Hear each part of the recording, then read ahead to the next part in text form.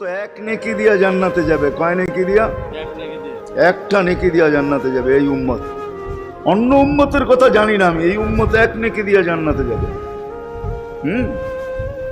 নবীর একটা আদর্শের কারণে জান্নাতে যাবে। সিরত মানি আদর্শ, আর এটা আমরা কদমে কদমে মুহতাজ।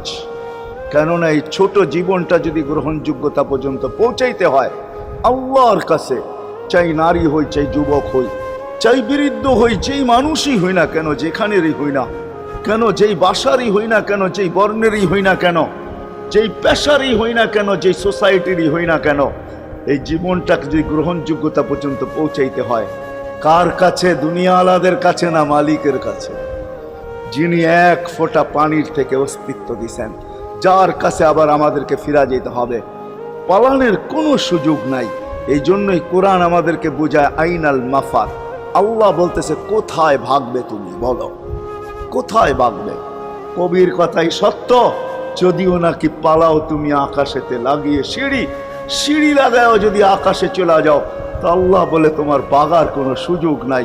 কেননা ইল্লা বিসুলতান, ওইখানেও আমার রাজত্ব, এইখানেও আমার রাজত্ব, ডাইনো আমার রাজত্ব, বামে আগে পিছে উপরে নিচে সর্বত্র আমার রাজত্ব। আমার রাজত্বের বাহিরে যাওয়ার ক্ষমতা তোমাদের নাই। দ্বিতীয় কথা এটো, আইনা আনা মাআকুম আইনা মা কুনতুম, যেখানে যাবে ওইখানে আমি সঙ্গে থাকব, আমাকে দূর করতে পারবে না। যদি করো তাহলে তুমি থাকবে না, তোমার অস্তিত্বই থাকবে না। কেন আমাদের ভিতরে আল্লাহ নাই বটে, কিন্তু আল্লাহর একটা পাওয়ার আছে যেটাকে রূহ বলে। কুলির রূহ মিন আমরি রব্বি, আল্লাহর একটা পাওয়ার, একটা সিফত, সবচেয়ে শক্তিশালী পাওয়ার যেটা, ওটা আমাদের ভিতরে আল্লাহ ঢুকায় রাখছেন, যেটাকে আমরা রূহ বলি। কোরআনের ভাষায় রূহ বলে, বাংলা ভাষায় আত্মা বলে। যেটাকে আমরা আত্মা বলি ওটা আল্লাহর হুকুম ছাড়া কিছু না।